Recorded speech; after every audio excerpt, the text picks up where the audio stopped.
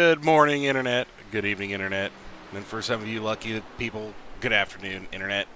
It is Cooper with the No Toad Racing Network, along with my co-host, sexy Kyle Gretsch Waltrip himself. Hello, Kyle. Hello. We're going to pop off here. We are halfway through Season 21 of the NTRL ARCA Monday Night Series. And we are, honestly, in a really pretty good points battle. We've got Hide Your Kids, Hide Your Wife leading at 210 points. Sticky Fingers Benson right behind him at 197. Rafter, I was going to call him Wreck-em Rafter. He is sitting there third, 191 points. We've got Oliver Tran, 184. The Nodge, John Crutchley, 175. We got Dustin Barton, Robert Hottenbach, Sid Kashishian, Johnny Brugg, Joe David, rounding out the top 10.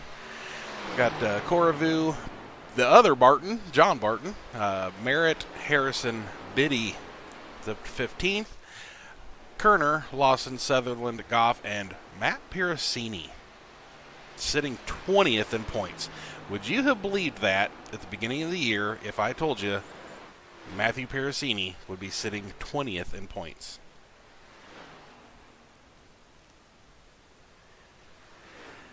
Here's switching over tonight. Kansas Speedway. Of course, I think of Kansas and I think Farming Simulator. That, you know, I honestly may very well be doing that or sleeping if it wasn't race time. But it's race time. We got to get all jacked up. Isn't that right, Kyle? Yeah, we got cars on track. We got speed. And Kansas is one of those real special kind of pain in the butt places. It likes to do things like, I don't know, get you 7 wide down the front stretch just basically because you can. It will it'll let you get way down in there and be on the flat, be on the wall, and all points in between. I've got this up on the screen. Johnny Rocket has scored himself a new paint job, and it is absolutely amazing. I love it. It's the greatest thing ever. Let's see if we can throw a reverse chase here on it and get the... already hit the wrong one. That is a man riding a rocket. That is a rocket man. And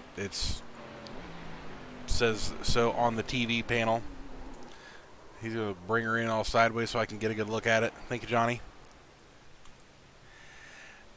Pop back out and get around and see if we got anybody else on track. We are, looks like 30 seconds out for qualifying, and there we go. We got the 77 down on the flat. We've got looks like 15 cars are what's showing here registered right at the time being. And that's Mr. Coravu himself. At the, man, I don't even know, that highlighter yellow wheels and chrome highlighter, that's like, I'm digging that actually. Yeah, I like those Spire font on the car. Yeah, that's just kind of one of them. The more you look at it, the more it just keeps getting more gooder. And he's gonna try and roll out and just go ahead and just do a loop-de-loop here and practice, see if he's winning. You know, have a little practice doing a burnout because time is up. Practice is nigh. Now we qualify. I'd like to take a rewind here. You're talking about Johnny Brugg's man on a rocket on his hood. Give a special shout out, just in case he's listening, to Johnny Brugg's dad, Mr. Brugg himself. Did that up in whatever program he did it up in, and just did an absolutely fantastic job. As someone who does some light graphic work themselves, that's a whole nother level of just awesome. Yeah, I mean, I would say there's varying degrees of, the idiots like me that can take something, cut it out, and stick it on something else. Then there's, and I do not mean this as you being a slouch by any means, but your paints are, you can make the custom striping and stuff like that I am pretty sure I would never get to line up in a million years. Then you can do that and make it look easy and make it look just like it would on a real car. But the artistry of being able to make that logo is some absolutely next level, just unreal ability, and that car looks absolutely amazing. The font with it, the whole car is just magnificent. Yeah, Mr. Brugg is a not the one on track, but Mr. Brugg who painted that. He's definitely an artist, and I'm a D or C tier graphic designer at best. I think it's fair to say you're a car painter, and that's not a derogatory term. That is absolutely just a fine thing to be.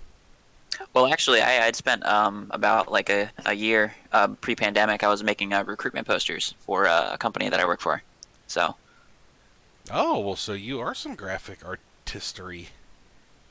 Yes, but not something I was brought on to do. Just something I started doing because I could do it. Ah. And I have a terrible time keeping a secret, but I'm keeping a secret and I can't show you. I do have some things loaded up in this very software that we are using right now that I could unleash that would spoil a surprise. Actually, the only reason I have it is because we were using me to test stuff. I don't think it's actually going to be for the ARCA series. But the weekend I might see if I can convince Rafter and Benson to hand them over so I can switch over to them real quick. But this is going to be coming up an anniversary for the Toads. So we're going to have some special stuff coming up here with the we're going to do a throwback weekend coming up. Oh, wow, how did I forget that? I think we're on I think we're a couple weeks out now, but that will be the North Wilkesboro race. And we'll be doing the throwback weekend, throwback paint and stuff like that. And I believe that is going to be the anniversary weekend too. Until after the race I get told that I'm completely wrong and I should shut my yap. Yeah, the North Wilkesboro race is next weekend. Is it next? Okay, I was thinking it was too. So that we may be looking next weekend for this. But anyway, yeah, I want to show you guys. I cannot because I am in Iowa. I will tell you guys that. Rafter is either in Canada or Texas, depending on what day it is. So he has to pass by Iowa to do that. And I go ruin his surprise. He may stop and just plant a boot somewhere the sun don't shine, and I don't want no part of that. So I'm not showing you. I'm not getting beat up by Rafter. I'm sorry, everybody. Brian Cooper will release his W-2 tax forms live on air. I don't make anything here doing this, so that'll be pretty easy. I get $0. This is just something for kind of fun. We was doing this for Sid and Johnny Brugg. They're the ones that are running this, and they were like, hey, having them on TV is cool. And we can't afford top tier talent like what we got on Sunday night, so you want to try it? And I'm like, only if I can drag somebody else with me. And here you are, Kyle. Yep, here I am, stuck here with a chain to my ankle. If you do a good job, I'll feed you. I tell you that every week. Looking for that Mickey D's every weekend. The McNuggets of shame. All right, so we should be rolling out to the end of qualifying here. Looks like we have about 5 seconds left if the old software is right. So hopefully something else that I've been trying to work on will work. But, we've all come to expect these things to not work with this broadcast. Hey, look at that. We got it. All right, No Toad Racing League, Monday Night ARCA. Johnny Brugg, Rocket Man himself, sitting on the pole. Matt Piracini, which is 20th in points, so he needs a good finish tonight, starting second. Sid, obviously with the mod hack, is starting third. Roy Hyde starting fourth. Dustin Barton starting fifth, and he just put a note in there to good luck everybody, so I got confused and thought maybe he wasn't racing. But obviously he is. Nick Biddy starting there in sixth. And then we got Al Corey, the butt kicker himself, in seventh. The Nodge starting eighth. Rob Hottenbach, ninth. Jason, don't call me Johnny, Benson, starting in 10th. Oliver Turan 11th, Joseph David in 12th, and rounding out we've got Kerner in the 69. Nice. I was leaving that open for you, Kyle. Sarge in the car 28, and the 77 of Mike Koravu rounding out the field. So as we get ready to roll here, I'm going to pop up one more quick box that I'm sure we'll be watching. Be this pit box. We have got a few enough cars tonight. We can have the whole box up here, so I'm going to leave it up. And what we're going to do is we're going to watch this because I have a feeling this is going to be a 2-tire, 4-tire, no-tire stop kind of night. Don't you think, Kyle? I'm gonna have to disagree. I think with these ARCA cars, they're so temperamental. You get these, instances where these cars start to get loose, especially like that final third of the corner where you start getting that loose, and then all of a sudden the car starts to whip around on you, and then you're screwing your tires over. So I think you're gonna see 4 tires here if if you're planning on it, you're going to go for the 4 tires. But if you get late in the race here, I think maybe you can try to go for 2 tires if you're desperate and you want to gain some track position. So you thinking it's 2 or nothing, or 4 or nothing, huh? 4 or 4. I think tires are important because you don't want to have that imbalance with your tires. Maybe you have a gas go at the end if you get close on fuel here. I haven't done the math yet, but we're looking at 37 to 42 laps on fuel. So we have some room here for some strategy if people play it smart here. Yeah, that is true. And 3 sets of tires. Breaking that, if you can hit 40, you're pitting at lap 40. You're pitting at lap 80, and then you got a 35 run to the end. So we've got tires to cover it, and we're about to decide this thing.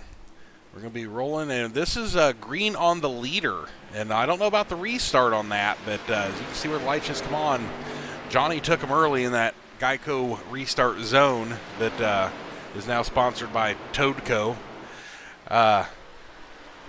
We may end up revisiting that as we get into turn 1, and Johnny's got a 1-second lead.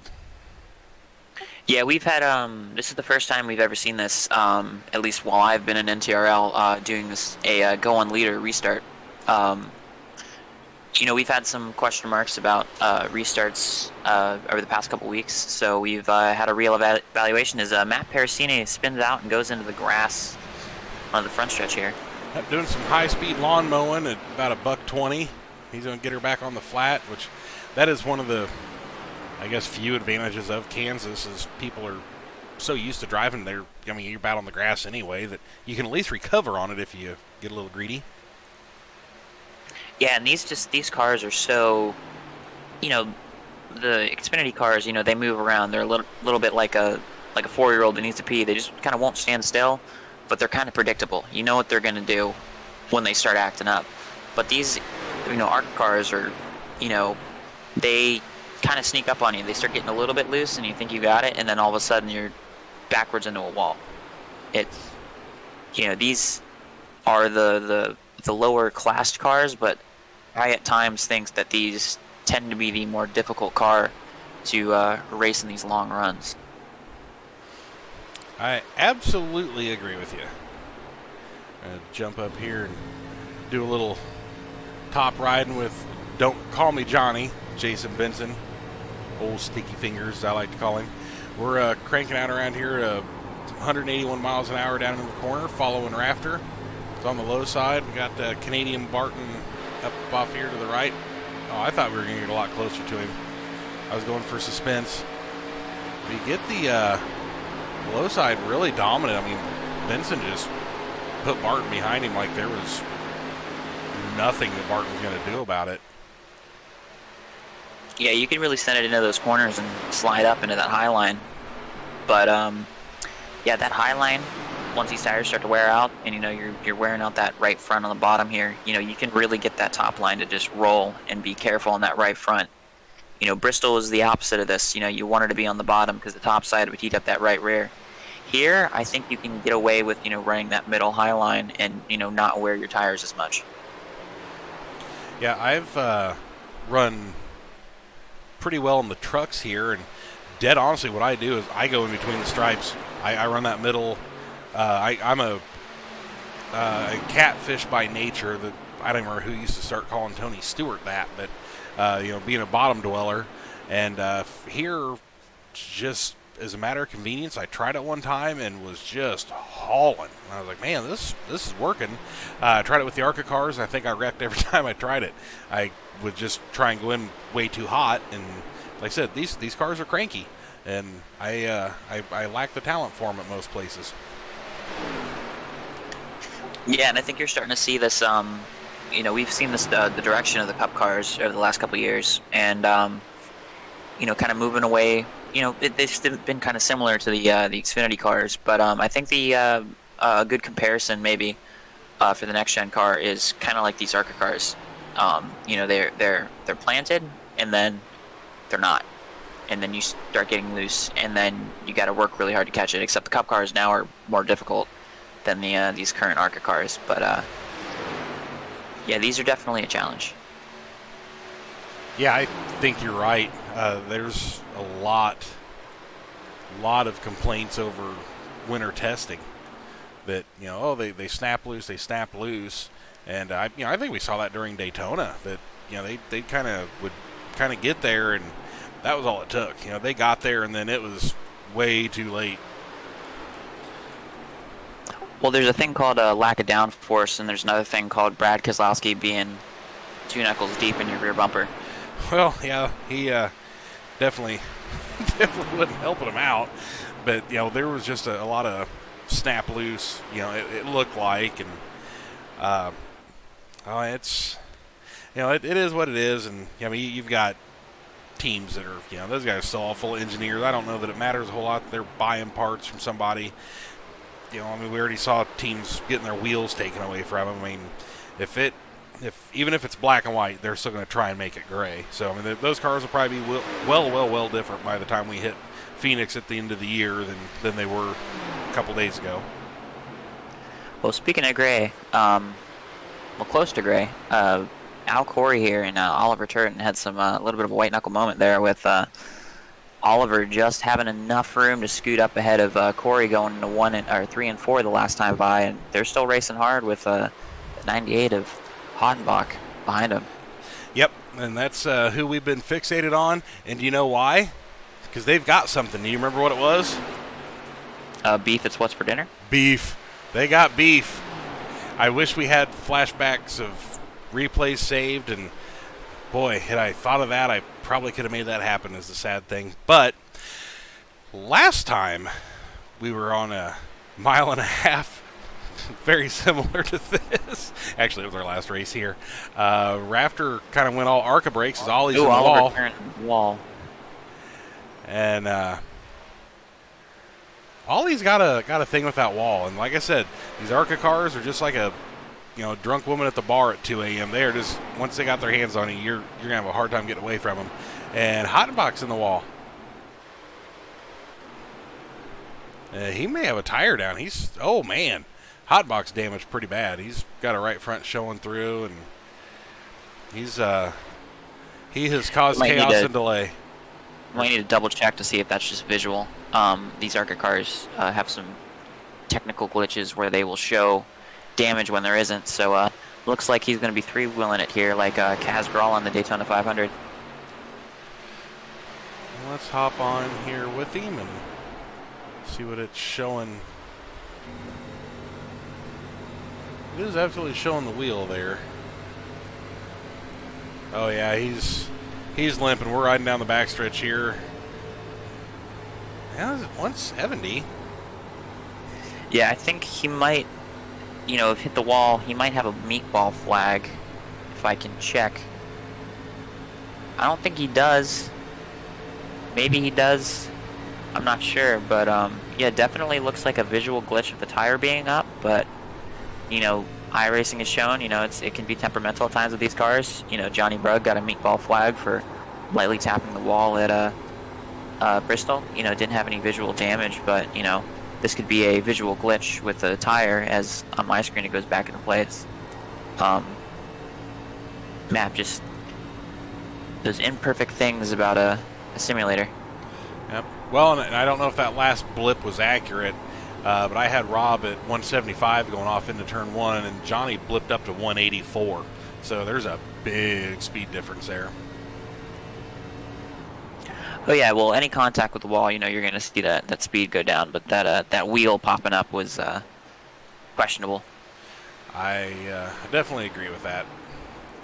So it should be roughly getting to about halfway through a fuel run, hitting lap 16. So we should be kind of in that ballpark. So tires are good and hot. Well, tires good and hot / starting to give up and being cranky with these cars. Fuel's getting lighter, and there we go again. Oh man. Was that? Oh no, that wasn't Ollie. That was further back. That was Hottenbach again. Again, okay. So the black hood threw me off this time. So yeah, we are having our struggles today already. So I left a joke out there for you. Had Sarge trying to get up towards the front of the field yesterday in Daytona in the Xfinity cars, but then just couldn't close the deal and wasn't there at the end. And all I could think of was, boy, I bet Kyle would have a good joke for the Jaguars trying to get up there and not being there at the end. But I didn't see one in the Discord, and honestly, I'm a little bummed out about it. No, well, I saw him come off the apron in the backstretch after a wreck and absolutely cleared out Sid Kashishian in our Xfinity series, which is very uncharacteristic for any defensive player at the Jaguars. So I was very taken aback, and I was more trying to figure out what was going on there. Oh, fair enough. Go over here. Kerner. Oh, he gone. Looks like Kerner has decided to park it. Matt Parasini in the wall. Boy, the wall is extra grabby today. It has apparently had the 1 tequila, 2 tequila, 3 tequila floor treatment because it is just reaching out and grabbing everybody. The ARCA car is still just a magnet for a good solid wall. It'll stick to it and just doesn't want to let go. Yeah, it's like you can go fast up there, but it's just that last 2 inches. The second you overstep it, you're stuck. Yep. And everybody's running here real tight, actually. I'd like to point out here something that is the 77 and the 98 had a real close moment there. Roy Hyde, starts fourth. Not the best starting position you want. Coming into a race, you're going to be on the outside lane. Especially now with these new restart rules, with first place, that inside line getting an advantage on the start. Recovering, getting up to second here. Like, he is the driver to look out for the rest of the year. He's your current points leader. The guy who's just going to close out these solid results, that you need to win the championship. And, not do anything stupid and, cost yourself valuable points. He's going to just get that solid finish. And, with that points lead, all he has to do now is maintain a solid finish over those people behind him, and he's going to walk very, very easily to a championship here. Yeah, and, deservedly so. If he walks out of here with it, nobody's going to be surprised. He come in here race number 1, and everybody's like, who's that? And, now we all know who that is. It did not take long for us to realize that when the 305's on you, you're probably getting ready to get past. And he's super cool dude. He has been gracious enough to tell us we want to pull him over there and under a caution or something, talk to him. He's always been willing to talk to us. Just a cool cat out of the throttle in the middle of 3 and 4. So I believe the push is real. Yeah, and like you think of these races, we see people like Johnny Brugg up the front. Johnny Brugg, he's missed a race. I'm not sure which race he did miss, but he's had 5 races and he's had some results. Whether it be Charlotte with the accident with Al Corey, or other tracks where he's not sealed the deal and or had an issue. He's sitting currently 9th in points. So he's got a big disadvantage to someone like Roy Hyde. And, Jason Benson, Al Corey, Oliver Turin, John Crutchley, 2nd through 5th, look at where they are in the lineup. They're right behind them. You're not going to gain on the points leader if you're not ahead of them. So, this puts him in a very, very good spot, for tonight and the rest of the season. Every weekend he maintains and continues this, even if Brugg wins. Yep. Yeah, absolutely. And, points being what they are, Johnny's going to have to nail it week after week, which we know. It says Rocket Man on his car for a reason. That's about, I think it took me all about 20 minutes of being on a track with him to start calling him that, I started with Johnny Rocket, but then we know how I am. ADD kicks in and I just start rattling off random things. Johnny was the first, almost alien fast guy that I've been on a track with, and these guys we keep getting, Piercini come walking in here. And to be quite honest with you, if we would have done what we should have done, well, I guess we hastily put this together at the beginning of the season, but had we thought about it, I've been, who were some championship favorites? Absolutely, I would not have put Matt Piercini 20th on that list. I'd 100% top 5. I would have probably put money on top 3, and in the back of my head, I'd have probably just made a handshake bet with somebody that I think he could win it. But man, that is such a big hole to try and crawl out of. Well, he's sitting there 20th in points, but he only has 2 races completed. He had that one race at Iowa, which is, half of his starts this year, where he had the connection issues that kicked him out of the race. And then he had another race, where he finished top 5, and, decent finish. But to be 4 races behind everyone else, that's almost, it's practically, impossible to close up that gap. Yeah, that's a real tough ask. I just honestly don't know how you do it. You only got half a season left. You're hanging out at the bottom looking up. There was I can't remember where it was. There was another track that Piercini showed up in the booth with us before it was over, after he, I think, had a internet issue again, didn't he? Wasn't there 2? I'm unsure, but I know the only one I'm sure about is Iowa. Yeah, and it seems like it was a super speedway race, but then again, that may have been a practice or something. It's hard telling, but yeah, it's hard to complete a race when when you have basically. There he goes. Matt Piercini is pinning out.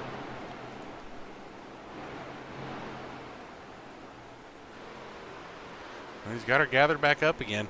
That was a ridiculous save. Yeah, just kept the foot down and got it going straight again. Just unfortunate, just getting that snap oversteer and then find yourself pointing. But he got that right in the middle of the straightaway. Whether it be that he came off the banking on the front stretch and hit the apron and spun, or something, that was just kind of weird, the placement of it. I don't think he had contact.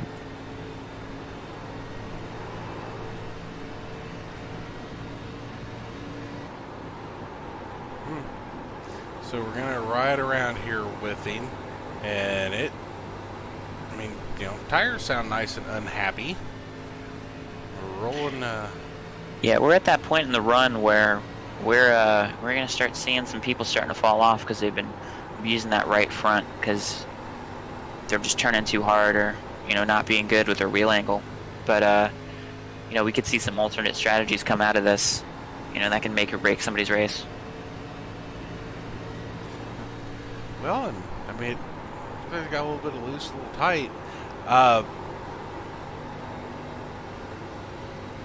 That last pass for it,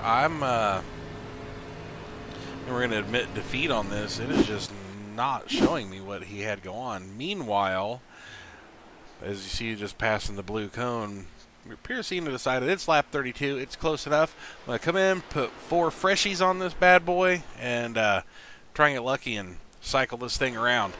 Nick Biddy is on pit road, and Koravu, David. Oh man, we got pit lane filling up from 18,000 miles away. That's a great camera there. Good job, iRacing. So we've got pit stop starting at lap 32. I just went back and looked at the Parasini incident. Yeah, he came off the banking, went on the apron, and then he started straddling that white line, and it just got the car loose. And he got it dead sideways and locked it down and got it pointed straight again. But, you know, he slid those tires, so he just decided to pit to commit early, gain back some sort of whatever disadvantage he got from spinning. Yeah, and it's Oh, he's sitting on pit road. I was gonna say it's a long pit. We're showing by the time that we broke 45, we're getting on to a minute. So he has got he's got something happening there, and they are just sitting. Car's not up on jacks. It's looking to be maybe he's got some damage. So these early pitters here, you know, Biddy, Corvu, David, sorry. This will be interesting to see. They're going to gain ground here, but when are they going to equalize? Are they going to get their laps back? And, you know, what does the strategy look like at the end of the race?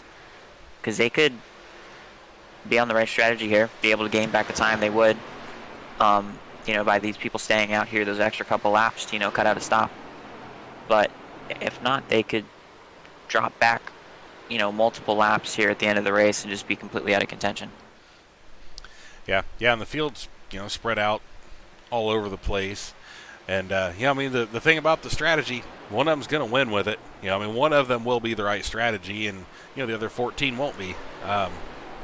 So, you know, you got to, if it was done on paper, we wouldn't have to do the race. But, you know, you got to do the race to see what we get. And it's showing Pirasini has still like a 2 minute. Yeah, he's got some repair work he's doing. But going back amongst the living here, Brugg is almost 10 seconds ahead of Hyde, who is about almost second ahead of Al Corey. Then we got Hottenbach back with Turan, Benson, Barton, Kashishian, Crutchley, Sargent rounding out the top 10. Coincidentally, 10 of the 15 cars are still on the lead lap. Yeah, we've got a, you know, people like to say light field. You know, I think any race where we have over 10 people is a decent field. You know, you got people to race at some point, and it looks like Johnny Brugg is pitting here. Yep, we've got the leader on pit road. So our fuel estimate, 37 to 42. Looks like pitting 37. So if he pits every 37 laps, he will have, if he's pitting now because he's short on fuel, he needs to gain 4 laps of fuel over the next, you know, 2 stops that he needs to make. So this will be interesting to see if he's, you know, short on fuel or if he's just pitting for tires early to, you know, get the overcut or cover people off here. And it is officially feeding time at the zoo. We've got another handful and a half of cars sitting on pit road. So Biddy, Corvu, David, they're going to come back around. Sarge is getting frisky with the wall. They're going to come back around and get their lap back. You know, they'll equalize out. I've got, looks like Dustin Barton leaving pit road. Benson's heading out. Al Corey's part of that group. I think I say Hottenbach was showing up as he was on his way out. Oliver is in the pits. Hyde is now in the pits. So is Sid, so is Naj, and so is Sarge. And I believe that will cover everybody's pit stops. I got to say, Roy Hyde there, staying out that extra lap. He got the lap led, you know, when Johnny came to pit. So that's another smart decision there. Yep. You know, you're mitigating the gain that someone would get if they finish ahead of you in points. So smart move. Yep, he is playing chess while the rest of us are playing checkers. Or something. So we're looking, we can see here off the graphic that David, Corvu, and Biddy are amongst the early pitters. Coming with 31 laps completed. So they come in at the beginning of lap 32.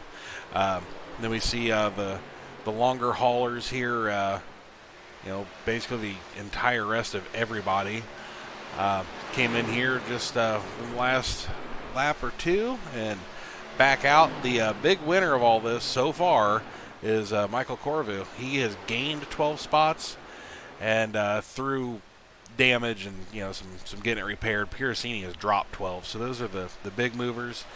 Sid, he has managed to drop 7 positions through that cycle, but there's a lot of time. I mean, we've still got 73 laps left, 73 and a half. So there's time to make that back up.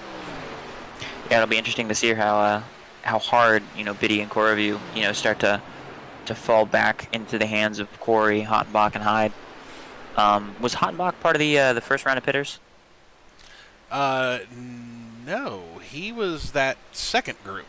He came in with Dustin Barton and Benson. I think Ollie was part of that group. I think Joseph David was part of that group. Which they were just the lap before. They were the lap 37 pitters, not the lap 38. Okay. Yeah, so, Biddy and Corvu, early pitters here. They're just they're on, warm tires, but, they've been out there for a couple laps, so their performance isn't as good as everyone else's. So, just going to see how they fall back and how this all starts to play out here. Yep. And while we're just kind of hanging out here, we are just getting stretched. So we're going to give it the broadcaster jinx. We're going to do a ride along. We're going to come up through here, going with our leader, Johnny Rocket himself, the Rocket Man, Johnny Brugg, who has got a 4.5 week lead on everybody else. But man, that new car looks good. And it's the internet. If you don't like it, fight me. My email address is sexywalter. My real name's Kyle at thisisnotarealemailaddress.com. But anyway, funny enough, I actually, after the Sexy Walter name became a thing and I made my YouTube channel, I actually got sexywaltrip@gmail.com. Nice. Well, now see, that's where to direct your hate mail. So we just did that there. And then I will forward it to Brian Cooper's mother. Hey, I don't know if I can pop off my normal mom jokes of mine on here, so I'll have to check with Sarge. Because Brian's mom is horribly racist. My mom, no, worse than that, my mom just loves anything in her mailbox.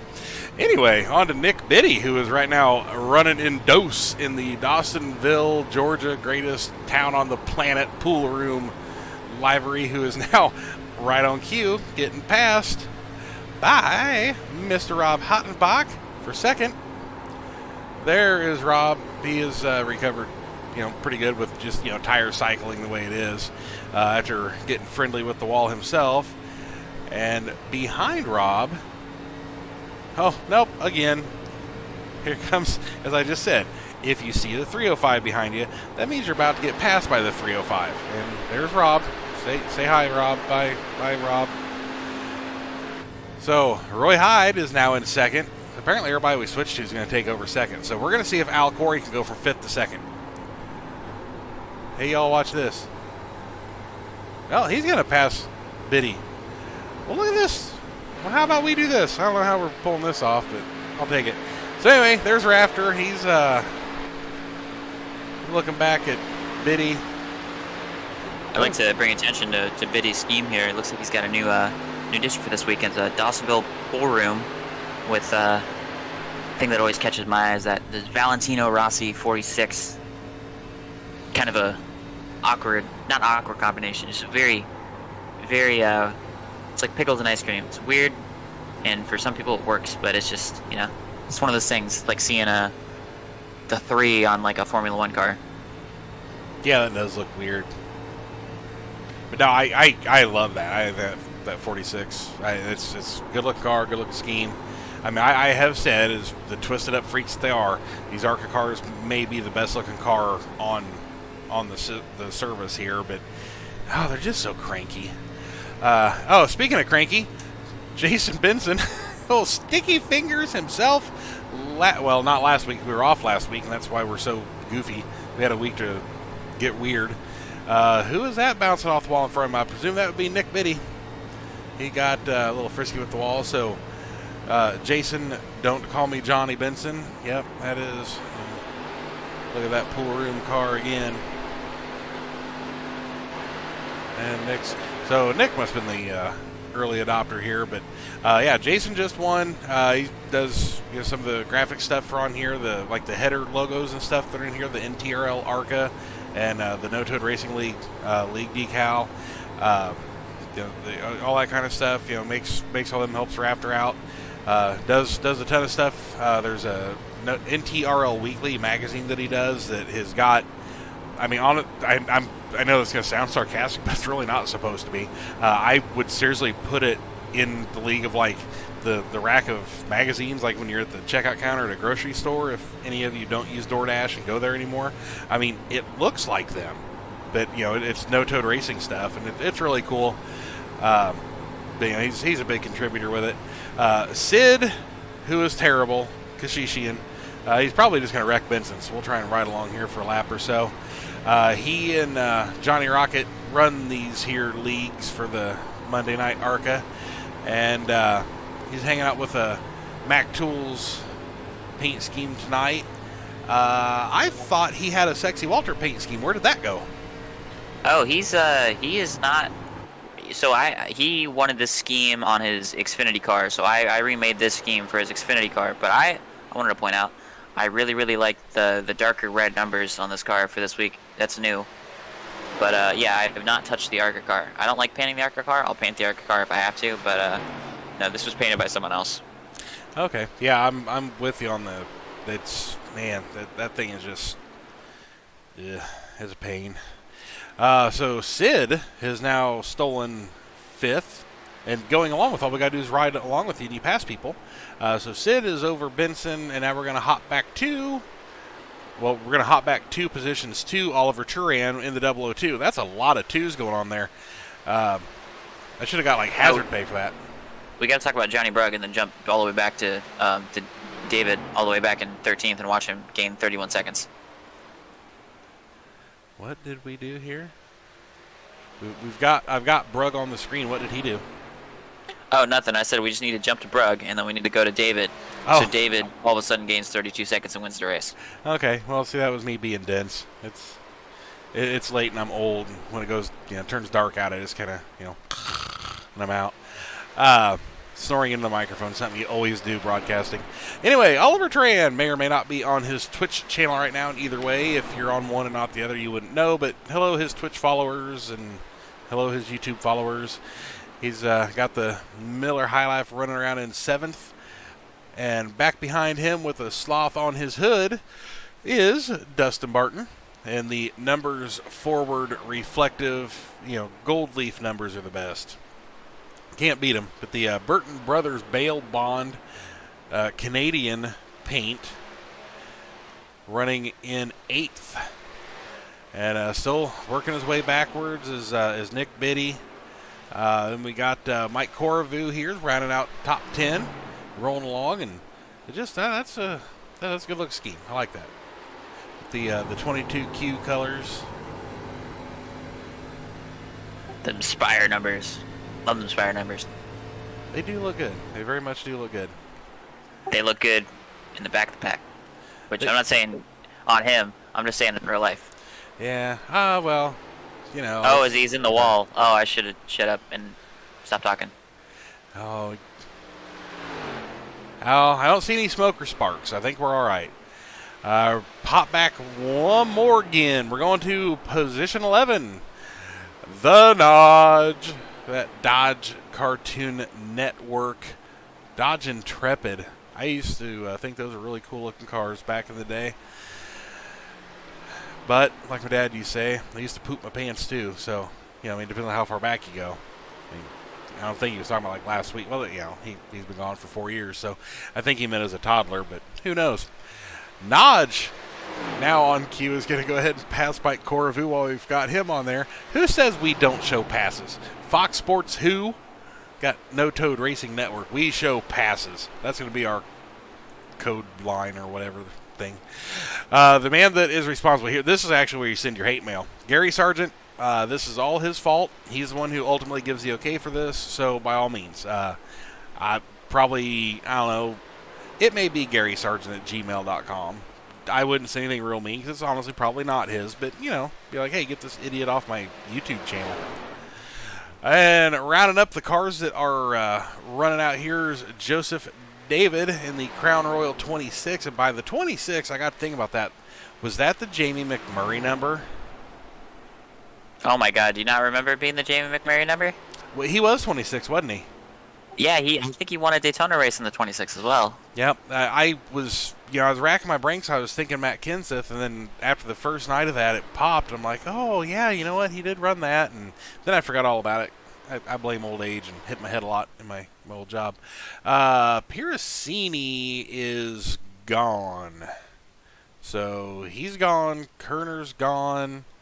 So I guess we're just going to pop back around here and see what we've got to offer everyone in the name of cars making circles on a racetrack. We are getting close to halfway already. Yeah, so we should be looking about pit stops around lap 74 for the main part of the pack. But people like Nick Biddy and who's the other one? Michael Corvu. You're going to see them pit sooner. Mm-hmm. So that might be right around the corner. But yeah, it looks like Johnny Brugg almost in an insurmountable lead. But as I proved in my first race, and others have proved in the future, pit road, it can be tricky, and you can find yourself in the grass pretty easily. One hit in the wall, one mistake, and you're done. Yep, you are Screwed-ski, as they like to call it in Russia. Now I'm just trying to get every sort of weird, obscure reference out that I can. That's the only reason I even brought them into it. So are you the Darrell Waltrip of the booth, but not like the good Darrell Waltrip, but just the Darrell Waltrip after like 7 years of being in the booth, and you can tell he's starting to lose it a little bit mentally? I have absolutely lost it. Wife's father died last Monday. It had to be unplugged. Big, kind of dramatic, bad event. So I'll be dead honest with you. It's been about a week since I've slept because wife has really, not really been great with that. And so yeah, we're getting just full blown crazy nutty, like 2 years until they should have kicked him out, Darrell Waltrip tonight. Well, I am sorry for bringing that up, and I feel slightly bad for saying what I said. All in good sarcastic fun, but yeah. Yep. Sorry for your loss. No hard feelings. It's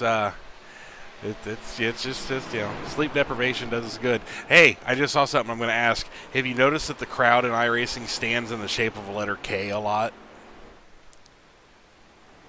Are they saluting me? I don't know, but the people here just off of turn 4, you'll see a real quick glimpse of them, and they're kind of in like it sort of looks like a capital letter K, and I really don't know why that's how they have them stand, but it really looks like that's what they do. They do it on the infields a lot too. Oh, maybe it's some group up there on 1. Yes, I don't know. Now we're watching the stands. Oh, people, don't listen to me. Okay, but anyway, somewhere in there I saw that flipping around, and I just thought I saw it again. But watch that. If you're watching replays on iRacing, watch for people standing in the form of a letter K if you look at them from above. It's really weird.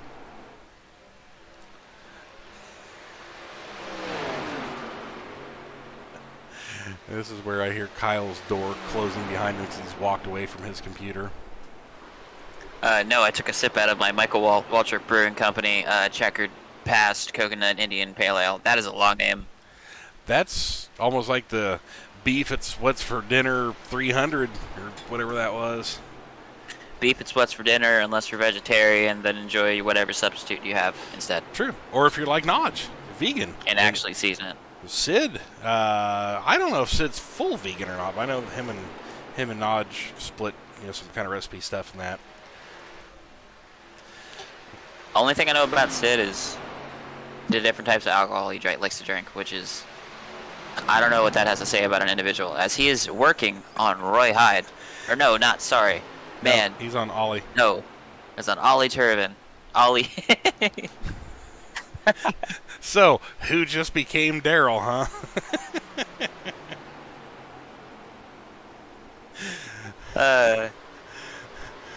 We are probably not professionals. But yeah, you can see here off the tower located on the left of your screen, we are past halfway, everybody. We have not had any cautions. I have been looking around the booth trying to find a stick or something that I could fling out the window and try and make it to the track to get us a caution. We've got a 14-second lead from Johnny Brugg. I mean, at this point, he's going to be able to like pull over under the fridge, grab a beer, and get back in the car, and may not lose the lead. The rest of the field is a little closer together. Hottenbach and Hyde are getting here. We're getting within about a half second, so we're gonna ride along here on the stalker cam with Roy Hyde and see if he can track down Rob and see what he can do with him. Because we got another 4.5 seconds back to Al Corey. We got Benson, Turan, Sid are kind of piled up. Pop open our box here and see if we can. Yeah, I gotta say, Hottenbach's recovery has been very, very, very impressive. I mean, to have those multiple hits on the wall and falling back to, I think he fell back to about 7th, and pitting at the same time. I mean, he's not even on an opposite strategy. He just pitted a lap later than the main group. He's done a really good job to pull a 1.3 second gap over Roy Hyde. Mr. David is on pit road. He's on his way out, finishing his service. Yeah, so he should, when he's coming in, he should see about Nick Biddy and Mike Koravu coming down. Yeah, Hottenbach sits 7th in standing, so this might be a good night for him, gaining on Barton, Crutchley, Turin, Corey, Benson, and maybe even Hyde if he can, stay ahead of him here on the strategy. 1.3 seconds here. That's that could be a pit stop where someone gets up to speed quicker than you.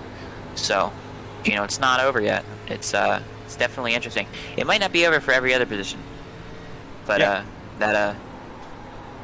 there's some rocket up front. Yep, some Oliver is getting here with Benson.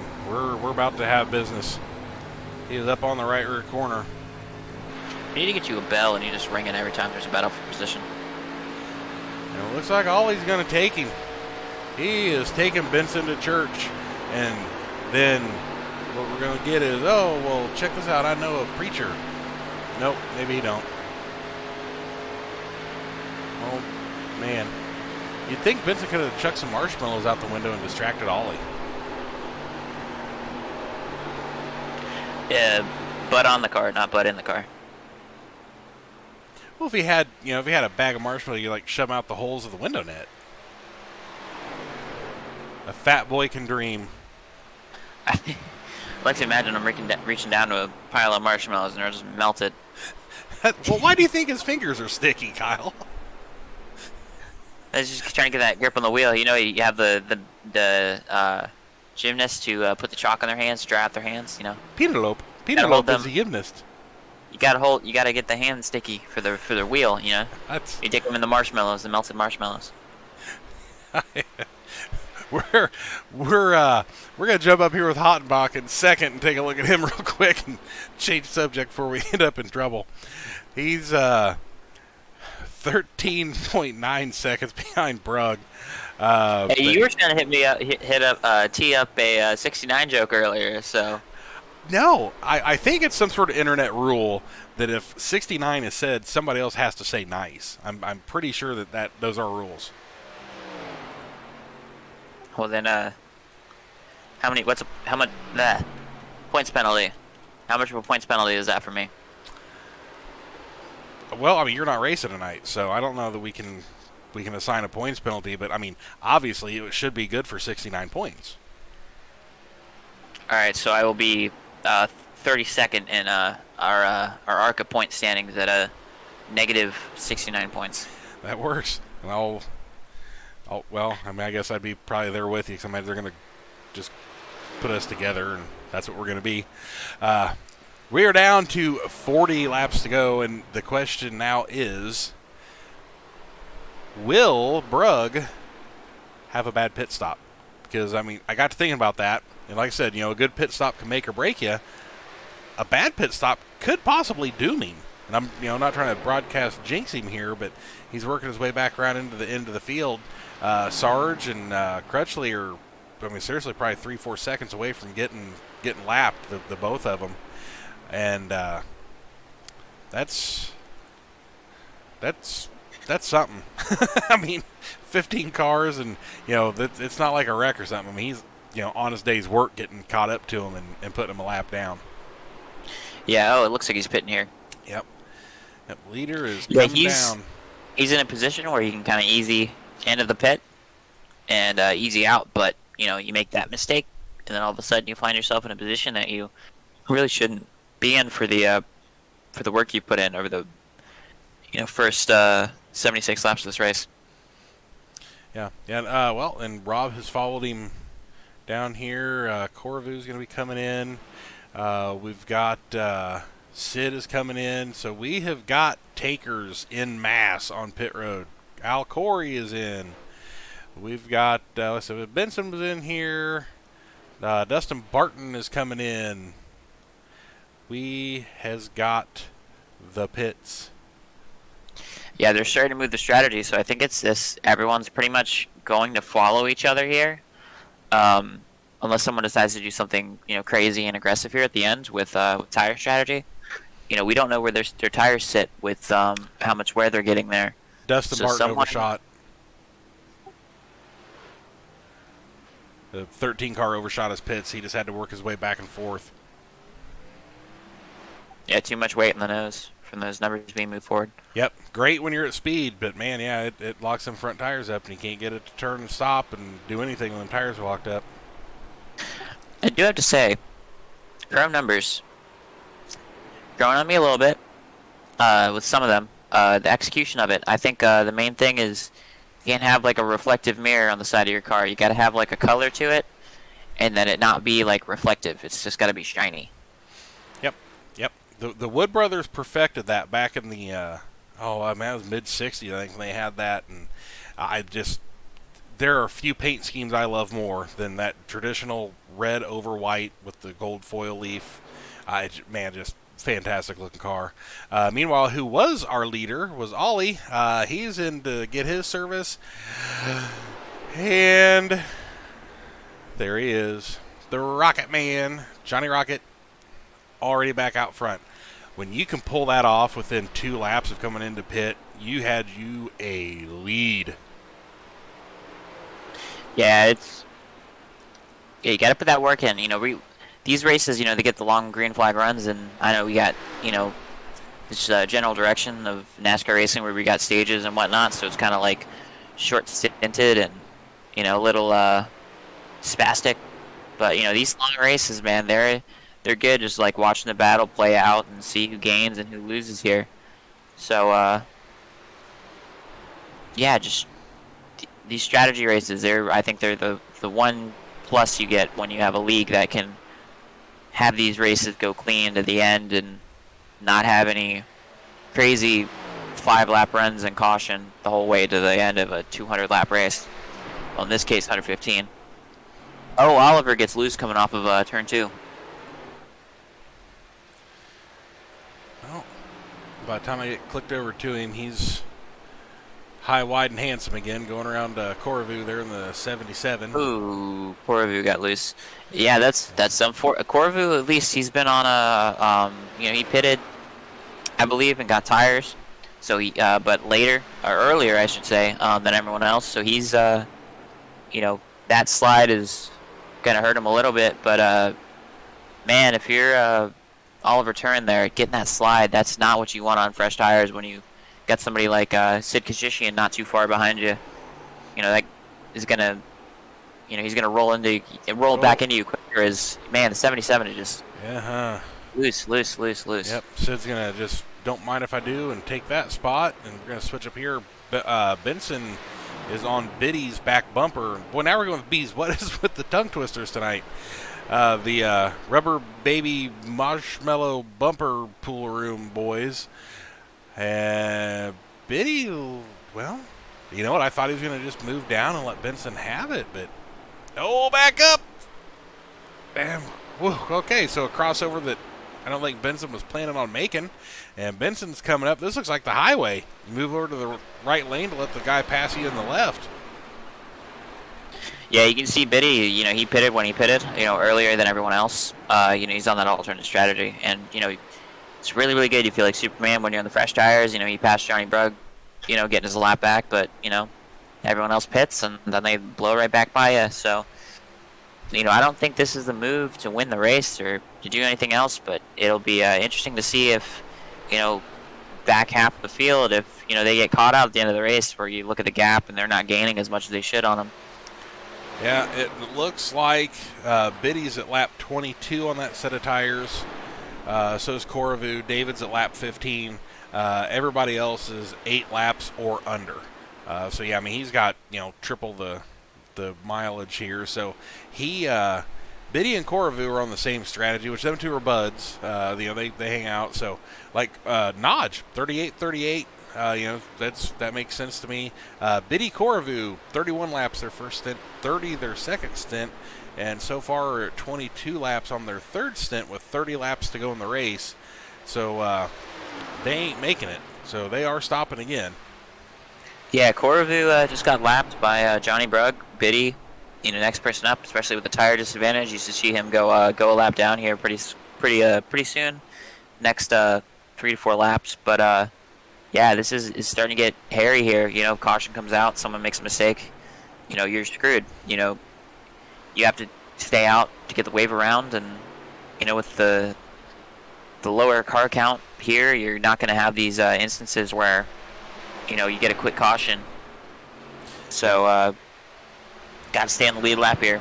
Benson, Kashishian, Turin, Corey, guys that are slightly in reach of maybe omit Corey here, that are in reach of Brugg pushing and be able to get up to you, are in danger here if they get lapped. Of getting screwed if a caution comes out. Yeah, well, and that's the thing with 13 cars out making laps, that there's plenty of room on the track. I mean, really all we're going to be looking for is just the relatively foul nature of the ARCA car to jump up and bite somebody, and they wall it good enough that they have it parked sideways on the track or whatever and bring out a caution. It just naturally from racing, which I will point out, the lower series ARCA, but then I'm going to throw in, I ran Xfinity last night, so this is partially my fault, but the lower series ARCA here has run 88 laps without a caution, and I don't think we could go for more than about 12 last night at Daytona with the Xfinity cars without a caution. So, I mean, go ARCA boys. Yeah, well, part of it is, the track we went to, Daytona here, we had a 30-car field there. We have, 16-car field here. Yeah, and then you've seen the Super Speedway stuff. People get antsy with Super Speedway stuff. They think they can win if, they have a shot compared to some other races where, they see someone, as fast as like Johnny Brugg, Roy Hyde, Al Right. Corey, All and hope they is get, lost. they lose hope instead of, focusing on just getting a solid run. And, yeah, you get that taste of, I can do it. Be that person that gets their first win, do the Austin Cindric or Trevor Bayne and, get their first cup win at the Super Speedway. But, yeah, I think, these are the good races where you see the cream rise to the top and get to see, what people are made of. Well, I would say that the old Rocket is absolutely the cream of tonight. With the start, should he have waited on green? Maybe. Would it have made a difference? I'm thinking not. But Well- he started on pole, so I mean, it's not like he hadn't been Ooh, whooping everybody. We've 46. got Koravu and Yep. yep. Okay, so they're pitting together. That looked like a check up there for an issue, but was not. Yep. Slight red alarm there for nothing. Yeah, a little bit of pucker in there going on. Have a little puckering up moment. Yeah, you were talking about our races last night, and while you were doing that, I was messaging Johnny a suggestion to make the yellow Goodyear logos on his right and left front fenders white to match the white roof. That is a good idea. It's the little detail kind of stuff that really sets them off. And really annoys me to a degree that it shouldn't. Okay, so we've got David Corvu Biddy have now made what will be their final pit stop, which, I mean, we're going to switch this over here to pit strat. So we go over here. I mean, all they're going to do is get a lap back, but they are now at 0 laps where everybody else is at 15, 16. So, yeah, I mean, they're going to have fresher tires for the end, but, I mean, they're all lapped down. So, I mean, it really isn't. I don't know that was really an advantage. But, I mean, like I said earlier, you've got to run the race to let it play out, see if you're going to get anything out of it. That actually put them a second lap down. So, yeah, that's of no real consequence other than you'll know for next time. Interesting thing here. Johnny Brugg entering turn 3. I just happened to be on him. I heard him shut the car off entering turn 3, so that maybe gives an indication that he thinks he's close on fuel here. He's got the room to, just make sure he's got the extra fuel there. But, yeah, he's doing it. Did it a couple corners in a row. This is interesting here. Well, we are not above riding along with him and watching the tachometer. But he's not cutting down to the bottom of the track either, which is a little shorter way around. Yep, tach's going to 2. He's just clutching it idling. He's not actually shutting it off. The just above his right hand, you see on, off, on that ring. That's the ignition switch on these cars, and if you shut it off, that will move. So he's at least just idling. So we got a battle here for second place. Hottenbach's looking the inside of Roy Hyde. Yeah, that's interesting. Maybe less so for Johnny. Johnny's got the gap to to give up. He lost. Looks like he lost about like 0.8 of a second over the last 2 laps, but shouldn't be an issue for him. But for the back of the pack here, this might be interesting. It might mean they're close on fuel here. I don't know that they would be. I wonder if he's expecting somebody to just try and pull something out of their hindquarters and have end up with a green-white checker and just make sure he's got a lap or 2 to the good for that. True, but it is something to just at least have in the back of your mind here if we get down to the final 2 laps of the race and you either see people dive off or have people just go slow. It's a bold strategy to go slow during a race. I mean, I was going to make a comment, but I couldn't think of a driver to crap on. I was going to make an obscure reference to like Joe Graff Jr. I mean, it's hard to argue that logic. Some may say that logic is inarguable. Anyway, 305 and the 98 are still basically door to door. They're running back and forth, chewing up tires of no real consequence. They are literally halfway between the lead and 4th place, so they can sort this out amongst themselves. Rafter's back and forth, but a good solid run that Rafter does most of the time. See the nose of Biddy coming. He's going to be blowing by both these guys here in about 2.5. They see Hyde and Hottenbach. I mean, they're holding steady. They're racing each other, and now they're in line. They're holding steady on Brugg, who is idling through turn 1 and turn 3. So I mean, that's the kind of domination that you're seeing here.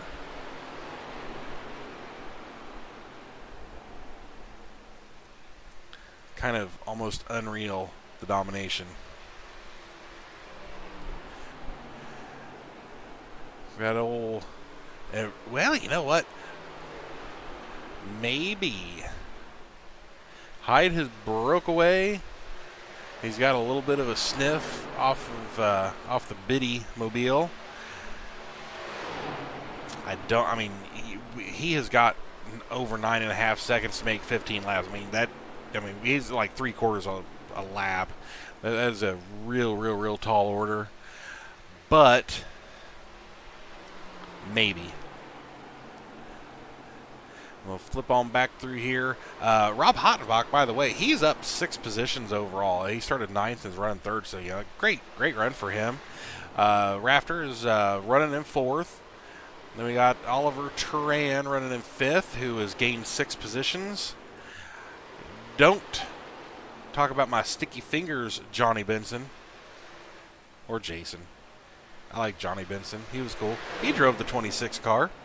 Anyway, 42 car up 4 positions in 6th. And Mr. Horrible, Sid, he's down 4. Womp womp. He's running 7th. Got Sarge up 6. We got 3 different cars that are up 6 positions. Sarge being the 3rd of them. He's running in 8th. The Nodge running 9th. Dustin Barton, he is cruising around in 10th. Hi, Sloth on the hood. I'm not sure why he has a Sloth on a bail bonds car. And I don't think Sloths are really, known felons, but it's a thing. Nick Biddy is running 11th in the Dawsonville Pool Room Mobile. That is a good looking scheme. I like that. But Corvu, man, those rims. I really like those rims. I really like them being on there. The 22Q machine, the number 77. And Joseph David, also not Johnny Benson. Flip back to our leader. You got to give it up for someone like David, where you're 2 extra laps down behind everyone else, but you stay on the track. I think that's the one thing is like you cannot win it if you're not in it. So if you stay in, try to get in a good points day, and when your day's not going exactly how you plan it to go, you're at least staying on track in case something goes your way. Yep, we're looking out under the bumper cover of Johnny Rocket with we're working here to 10 to go. And he is clutching this thing. Well, no, he stayed in it on 3. Sarge is catching up to him. Nodge is catching up. Which, I mean, let's face it, it's because he's slowing down trying to save fuel. But Sarge and Nodge appear to be drafting off of him. So maybe... Man, did we have some sort of weird fuel hijinks going on that we didn't catch because we were busy trying to run a poorly run comedy show?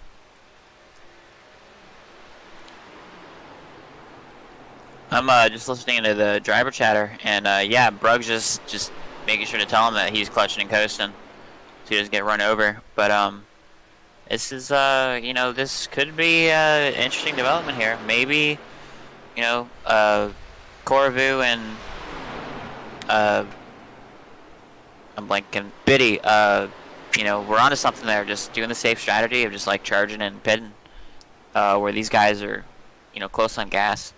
He's got to be saving for a green-white checker. The first run was 37. Second run was 39. He's at lap 30 right now with 9 to go. So, I mean, he's already run 39 laps. I mean, he's got a 10.5-second lead. So, I mean, to be safe, I guess,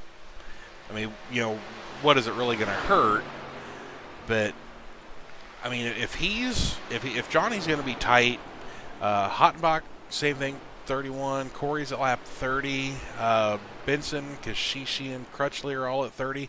I mean, there's plenty of cars that stopped with him that aren't clutching. So he's got to just be kind of maybe using this as a little bit of a test session, that kind of seeing what goes on if he would need to do that, what kind of speed he's losing. Well, that seems, I don't know. I mean, you've got an extra set left in the pits. We've got 3 sets of tires, and they had 2 pit stops. Or did they have 2 pit stops? Yeah, they did. They did have 2 pit stops. Yep. You got an extra set there, so I don't know why you'd be saving for a green white checker, because if green white checker comes out, you're going to come down for those fresh tires, because those fresh tires are going to absolutely spank you. So, yep. I'd be looking out for potentially someone just not using their fuel mileage, not double checking their fuel mileage here at the end, and being short a lap and potentially running out, with a straightaway or, even maybe in a full lap, to go. Yeah, I mean, it just seems kind of like an odd problem to have. I mean, and it's not. I mean, he came in, and unless he was coasting down pit road. But at that, you're running 170 miles an hour, push clutch in, you can roll, quite a ways with a 10-second lead, not lose that lead. He's smart enough to know, what to do here. I don't expect him to be trying to save multiple laps of fuel if he didn't have to. So, clutching it in and coasting and whatnot, that's gonna get you out of your rhythm, and that's gonna cost you time, as you've seen Hottenbach kind of close up on Brugg, over these last few laps, or during the whole him clutching into the corners. So, I don't know. It's interesting. And we'll have an answer for what it was at the end of the race when we talk to him and we see the results of the race. But Yep. yeah, I'd be interested in seeing what happens to people like Hyde, Hottenbach, all the way back to Barton. If people like Biddy and Koravu get to overshoot them because they played this strategy right. Yeah, it just was really throwing me off that that math comes out at 39 both ways, and he had done it before, and I don't know. I mean, it's like I said earlier. This is what we got to do. I mean, you got to play the game to see the outcome, because on paper versus actually doing it is two different things. But I would absolutely throw the money on it that if it come down to fuel mileage and having to save car we got on screen here, that 45 Canadian tire of Al Corey, he will make it. Al, I'm pretty sure, has pulled a couple of Smokey Unix style mod hacks, and I'm pretty sure he can carry a gallon of gas that nobody else can.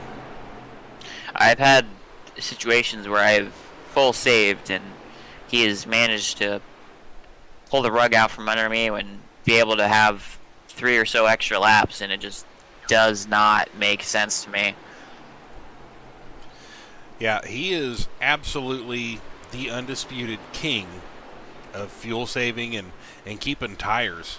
I mean, just out of being slow, I have managed to save some tires several times. It's, I'll be, oh, cool, mine were at 60. Or after, like, oh, mine's at 82. I'm like, how did you do that? And he's, 15 spots ahead of me. Yeah, he's had a decent student as well, kind of like been who took what he's done and kind of applied it. Oh, we got white flag lap here. Has been David Rhodes. David Rhodes has been able to learn how to do the fuel mileage stuff and turn out a good 87 win to get his first NTRL win at Texas. But on to our current winner, man who looks like he's going to be able to take it home, is Johnny Brugg in 3 and 4 here.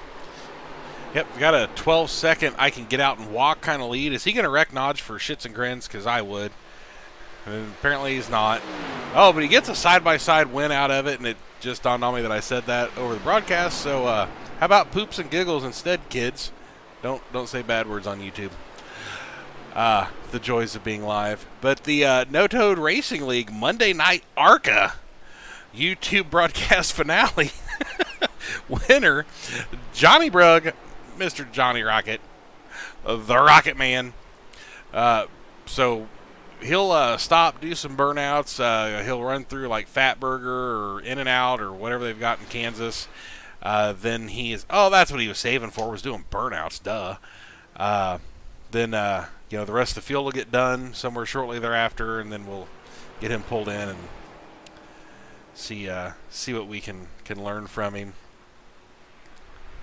Yeah, man, I gotta say, Brugg, amazing job as always, but that's expected out of him. We know every week he's going to be a contender, but Hottenbach, P2. Yep, yeah, amazing run for Rob.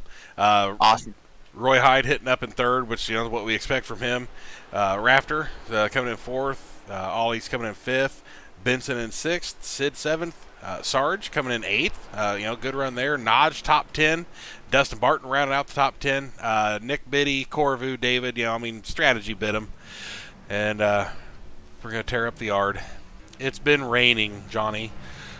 The yard is wet. You're destroying it. Your mother will cry. Well, he had Turf Lords on there, so he's doing this to drum up business. That's what he's doing. Piracini may have had some bad Canadian internet, or maybe he ate some gas station sushi or something. Kerner was out of there pretty quick in a way. Switch over to see who we have got hanging out.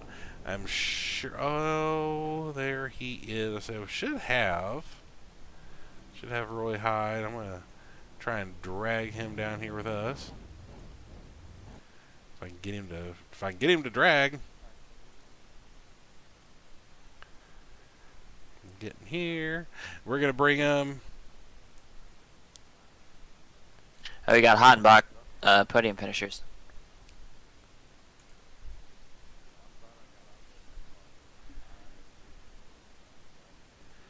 See, we're gonna move them guys there, and then we will bring them in with us. How about, let's start with third, Mr. Roy Hyde. Are you with us, sir? Yes, sir. Certainly am. So another race, another podium. How was the Johnny Brugg Invitational tonight?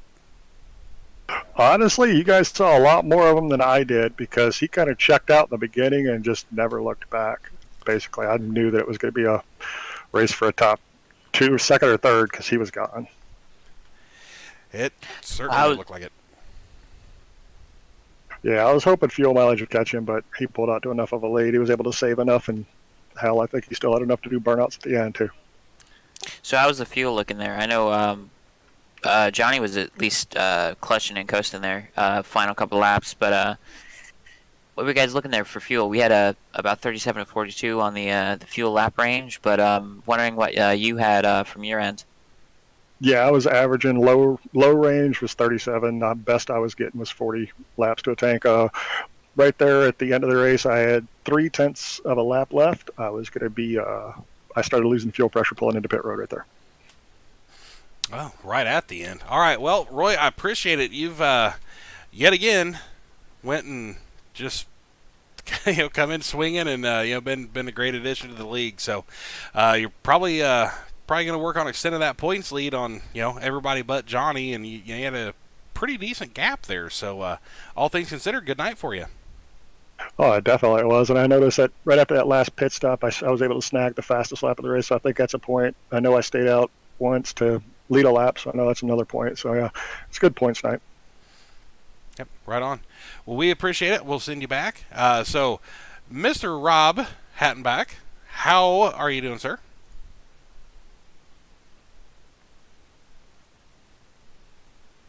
The man of many words. Yep. Rob, are you with us?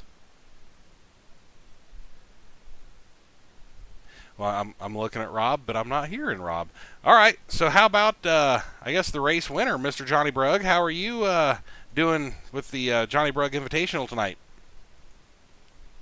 Oh, I'm sweating after that one. That was close on fuel there at the end. But proud of everyone to make it a green flag race entirely, so it was a fun race. It was just big and fast and gone quick. Speaking of, there's your segue. So tonight was the going off the leader instead of the green, and we only had one shot at that. Was that off the original start too, or was that a little bit of a bobble from Roy on the outside? Yeah, no, we did. We're starting the races like that too. I think it was Parasini actually on the outside. I could be wrong though. But yeah, I don't know if I just threw them off guard a little bit or if they weren't expecting it. But I got a decent little jump there, and then I tried to make up as much ground as I could, and then start saving tires. Yeah. Well, and that's you won the pole, and that's the way to do it. I mean, getting out there and not being side by side and run the risk of banging into somebody or getting taken out. Yeah, we're switching this rule up, testing it out in hopes that it spreads people out just a little bit more on restart, so it's not as clustered and not as many accidents happen. Plus, the issue with jumping restarts on when we go on green has kind of became an issue. And then at certain tracks, second place does have an advantage because of the outside lane. So testing out, we didn't get to test it out that much tonight, obviously. But our test race is on Friday. I know this past Friday we had quite a few tested out, and we'll do it next practice race too. So what was the strategy looking like there at the end? I know that from at least our perspective, it looked pretty easy to make it to the end. But hearing you clutch kind of gave an indication that it was not going to be a simple finish there. How close are you guys looking at fuel there? I know Roy said that he was looking at just about making it with the current strategy he had. But how close were you at the end there? So I ended up crossing the line with 2 laps of fuel left, which that was from iRacing's calculation, so that could have been a little shorter than that. But I was saving pretty aggressive because I was short on iRacing's calculation at the beginning of the run. So yeah, I was just clutching in, and it seemed to actually save a ton because I was already rolling the bottom, so I was off the gas quite a bit already. So if I just backed my corners up a little bit and clutched in, I seemed to save quite a bit of fuel. How bad were the tires there? I know we were hearing a little bit of we're seeing at least a little bit of some people falling back there. But what were you experiencing with tire wear? Was it fairly even on the right front, or were you kind of melting that right front there at the end? My tires were actually pretty good all race. I think I was really good on the long run. I think running the bottom helped that, and I wasn't pushed after I got that huge lead. I wasn't pushing the tires too hard, so they stayed pretty even. I think my right front was a little more worn than anything else because I was running the bottom, but I felt pretty balanced all race. Okay, I think we may have Rob in here. Rob, did you get you straightened out? Yeah, I got it figured out. So, newbie to all this Discord stuff. Okay, well I've got you cranked way up, and we've got you kind of on here. So, all in all, real fine points day for you. What was your race like? I just stayed really, consistent and patient. Tried not to overdrive the car too much, and me and Hyde had a little battle there towards the end. So, last couple of laps, I had to save fuel because I knew I was pushing too hard just to stay up with Hyde. So, had to conserve there the last probably 5 laps. Yeah, you guys were going at it. It was fun to watch. That almost looked like solitary confinement on the racetrack, though. I mean, you guys just kind of got spread out there and just turned laps. Is just going with a strategy style race? Is that something you think is a more of a strong suit to you, or do you like to be able to get out there and door to door people? Well, I'm fairly new to iRacing. I think I started back in August, so I'm still trying to learn strategies and kind of just go off of the faster guys and the guys with more experience. Just try to pit when they pit, or at least a lap after, then slowly start learning as I go on. So we saw the close field there at the end. Did you how close were you there at the end? I know I've mentioned this with everyone else, but it's kind of interesting to see where everyone was sitting there at the end. I want to say I had like 1.3 gallons left. All right, what were your tires sitting at? Were you kind of bare knuckle there at the end, kind of looking in your rearview mirror and looking at Hyde and being like, "Oh no, he's catching me," or were you just fairly comfortable with where you were? I mean, I was pretty comfortable where I was at. Once I saw Hyde kind of drop off, I knew he was in fuel conserve mode. So once I kind of got a big enough gap from him, I also started doing the same. And I was looking up in the mirror every once in a while just to see where he's at and watching how far back he was on the times. And the last probably 2 laps, may have pushed it a little bit just to make sure, Hyde wasn't going to get a jump on me. All right. Well, I wanted to congratulate you on your finish tonight. I thought you did a really good job. Seeing you kind of overcome our championship leader Hyde and being able to get that good finish. I just wanted to say congratulations on that. Oh, I appreciate it, man. First podium of the year, so I'm pretty excited about it. I've been kind of hanging around there in the top 10, and I was telling Raptor, I was like, man, one of these days I'm gonna get a top 3 and be up there with you guys. And finally got a track I haven't even raced at yet, and so I'm pretty happy with the outcome. That's pretty tough to beat. First time and showing up and taking them out. All right, Rob, I appreciate it. We're going to let you go on, and we are going to finish up the Monday Night ARCA broadcast live from Kansas Speedway. We will see you again next week. Kyle, where are we going to be? Oh man, I was just bringing it up. Give me 2 seconds. Oh, see, this is why you should always be prepared. Yeah, 170 laps in North Wilkesboro. right. Remember we just went over this. This is the throwback race. Yes. So we shall see some interesting paint schemes. We'll hopefully see some interesting concepts. Mine last year was almost something bad because of circumstance, but hopefully we see some people come out with either something historically accurate for 1987, or we see something that's really eye-catching there. Right on. Folks, we will see you next week. We appreciate you watching the No Toad Racing League Monday Night ARCA Series. We will catch you next week.